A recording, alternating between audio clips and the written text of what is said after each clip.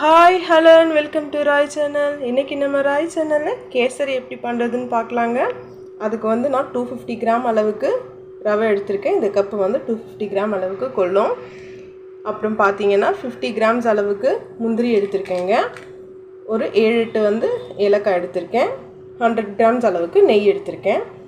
Sugar பார்த்திங்கன்னா நம்ம எந்த கப்பில் ரவையை அளந்து எடுக்கிறோமோ அதே கப் அளவுக்கு சுகர் எடுத்துக்கணும். நான் செய்யும் போது எப்படி செய்கிறதுன்னு காமிக்கிறேன், மெஷர்மெண்ட்டும் காமிக்கிறேங்க. வாங்க கேசரி எப்படி செய்கிறதுன்னு பார்க்கலாம். ஸ்டவ் ஆன் பண்ணி இந்த மாதிரி அடிக்கணமான ஒரு கடாய் வச்சுருங்க. இப்போ நம்ம வச்சுருக்க 100 கிராம்ஸ் நெய்யிலேருந்து ஒரு 2 டேபிள் ஸ்பூன் அளவுக்கு நெய் போட்டுக்கிறேன். இப்போது நெய் ஹீட் ஆனதும் நம்ம 50 கிராம் அளவுக்கு எடுத்து வச்சுருக்கேன் கேஷ்யூவை ஃபஸ்ட்டு வறுத்துக்கலாம். அதுக்கப்புறம் இதே கடாயில் ரவையை நம்ம வறுத்துக்கலாம். அதுதான் முந்திரி பருப்பு செவந்துருச்சு, நம்ம இப்போ எடுத்துடலாம்.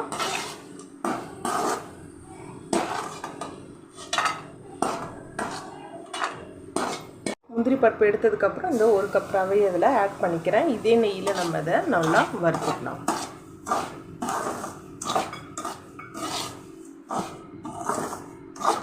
ரவை இந்த அளவுக்கு நம்ம வறுக்கணும். நல்லா பதமாக வறுத்ததுக்கப்புறமா எந்த கப்பில் நம்ம ரவை அளந்தமோ அதே கப்பில் நான் 2 கப் அளவு தண்ணி விடுறேன்.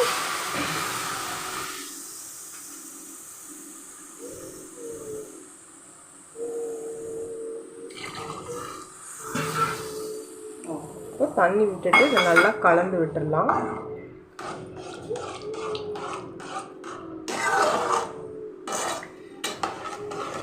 ரவை நல்லா எல்லோரும் என்ன மிஸ்டேக் பண்ணுவாங்கன்னா இப்போவே சுகர் போட்டுருவாங்க. அந்த மாதிரி போடக்கூடாது, ரவை வந்து வேகாது.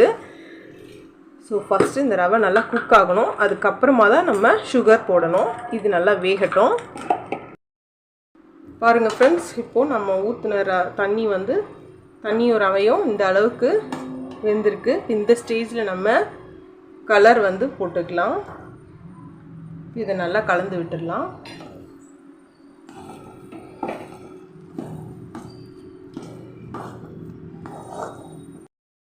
பாருங்கள், இப்போது கலர் போட்டு ரவையும் நல்லா வெந்துருச்சு. இந்த ஸ்டேஜில் நம்ம 1 கப் அளவுக்கு சுகர் போட்டுக்கலாம். இப்போ சுகர் போட்டோன்னே இது நல்லா வாட்டரி ஆகிட்டு இலகி கொடுக்கும். இதை நம்ம நல்லா இப்போ கலந்து விட்டுடலாம்.